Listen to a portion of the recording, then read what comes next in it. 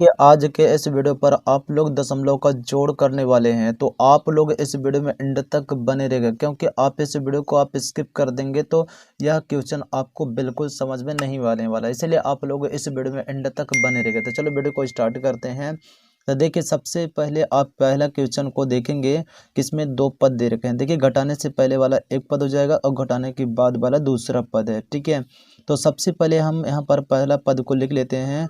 ये हो जाएगा 195 और 0.06, तो 0.6 हमने लिख लिया।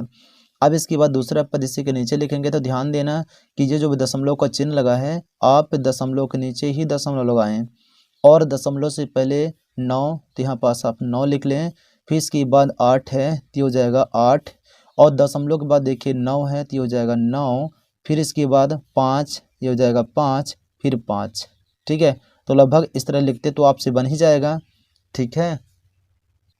अब देखिए यहाँ पर जो बराबर में नहीं, जैसे यहाँ पर 0 के नीचे 9 लिखा है और 5 के नीचे 6 के नीचे 5 है, और इस 5 के ऊपर वो कोई भी अंक ना होने पर अपने मन से आप 0 लगा सकते हैं। उसी तरह से 1 के नीचे कोई भी अंक ना होने पर आप 0 लिख सकते हैं, ठीक है। तो घटाना करने के लिए क्या करते हैं, क्योंकि 0 में 5 तो नहीं घट पाएगा ना, तो अपनी बगल वाले से एक हासिल ले लेंगे। तो ये 6 इसको एक हासिल देगा, तो कितना हो जाएगा, बगल में एक रख लेना है, तो ये 10 हो जाएगा ना। 1 और 2, 1 और 0 को मिला के 10 बोलते हैं, तो 10 में आप 5 घटाएंगे तो 5 हो जाएगा, ठीक है।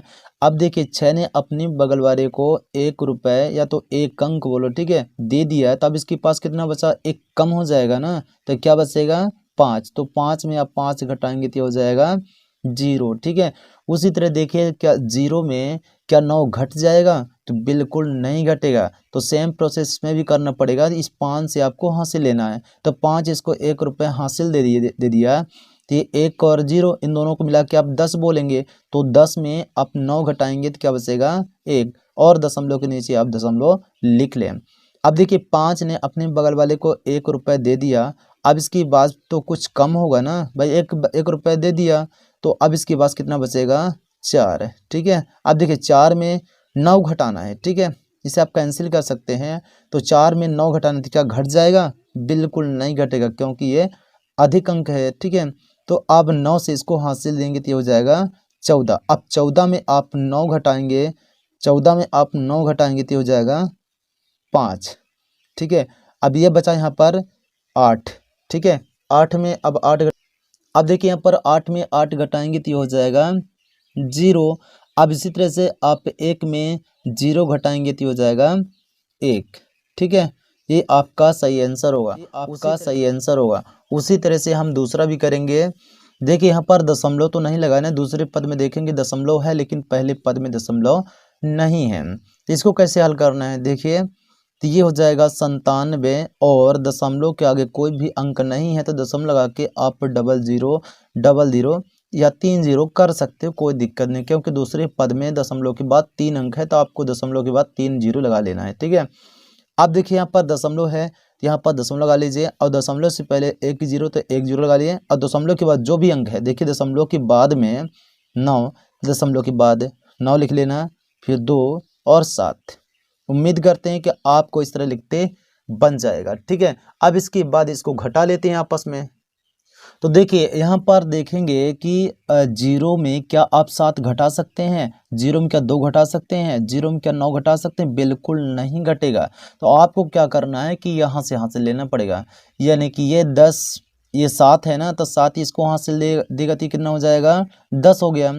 अब ये 10 इसको हासिल देगा तो ये भी 10 हो जाएगा, लेकिन ये 9 बचेगा, क्योंकि अपने बगल वाले को 1 दे दिया। अब ये 10 जो है तो इसको हासिल दे दिया, तो ये भी 10 हो गया।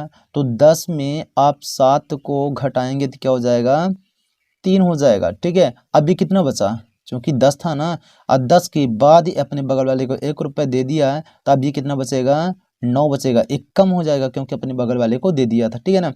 अब 9 में आप 2 घटाएंगे तो हो जाएगा 7। अब उसी तरह से ये भी 9 बचेगा, चूँकि अपने बगल वाले को दे दिया था।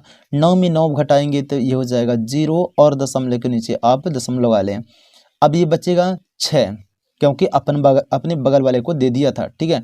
अब 6 में आप 0 घटाएंगे तो हो जाएगा 6, और 9 के नीचे कोई भी अंक ना होने पर आप इसे 9 उतार लेंगे। ये आपका सही आंसर हो जाएगा। तो उम्मीद करते हैं कि वीडियो देखने के बाद आपको समझ में आया होगा। तो प्लीज़ इस वीडियो को देखने के बाद आप इस चैनल को सब्सक्राइब जरूर कर लें और बेल आइकन को प्रेस जरूर कर लें।